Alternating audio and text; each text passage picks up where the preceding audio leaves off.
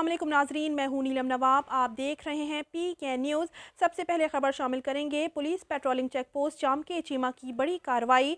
बदनामे ज़माना मंशियात स्मगलर कदीर एहसान गिरफ्तार। 14 किलो 760 ग्राम चर्स बरामद। सरदार ताहिर महमूद की रिपोर्ट के मुताबिक SSP patrolling Gujranwala region Mohammad Waseem Dar ने डीएसपी पेट्रोलिंग सियालकोट इरफान उल हक सलहरिया की जेर निगरानी सब इंस्पेक्टर मोहम्मद इमरान और दीगरान पर मुश्तमिल पुलिस टीम ने दौरान नाकाबंदी कार नंबर LE3953 को रुकने का इशारा किया।